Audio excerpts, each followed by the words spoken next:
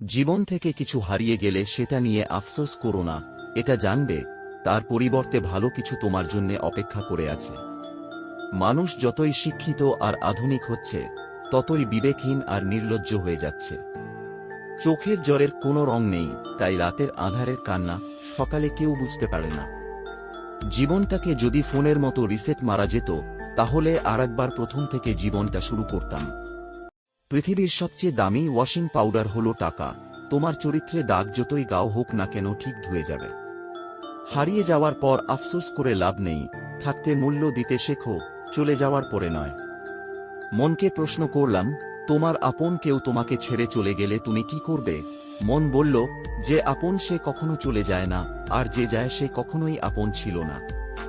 যদি জীবনে সুখী হতে চাও, তাহলে কখনো কারো ক্ষতি করো না।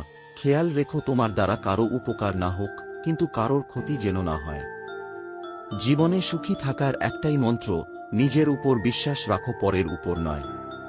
কয়লাকে শতবার ধুয়েও তার ময়লা যায় না, ঠিক তেমনি মানুষ অনেক শিক্ষিত হলেও তার স্বভাব বদলায় না। মিথ্যা ভালোবাসা গাছের পাতার মতো, যা কিছুদিন পরে ঝরে যায়। আর সত্যিকারের ভালোবাসা নদীর জলের মতো, যা আলাদা করতে চাইলেও আলাদা করা যায় না।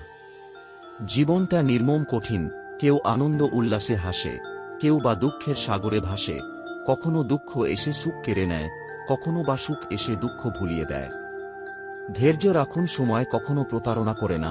স্রোতের বিপরীতে দাঁড়িয়ে থাকতে পারাটাই সবথেকে বড় চ্যালেঞ্জ, সবাই এটা পারে না। বর্তমান সমাজটাই এমন, সৎ মানুষগুলো অবহেলিত, আর অসৎ মানুষগুলো সম্মানিত। ছোট ছোট ভুলের ক্ষেত্রে সচেতন হন, মনে রাখবেন, একটি ছোট ছিদ্র বিশাল জাহাজকেও ডুবিয়ে দিতে পারে। আমি কখনোই তোমার কাছ থেকে দূরে সরে যাইনি, হঠাৎ করে অনেক মানুষ তোমার আপন হয়ে উঠেছে, আর সেই ভিড়ে আজ আমি হারিয়ে গিয়েছি। ভিডিওটি ভালো লাগলে লাইক দিবেন, আর এই রকম ভিডিও দেখতে হলে চ্যানেলটি অবশ্যই সাবস্ক্রাইব করবেন। ধন্যবাদ।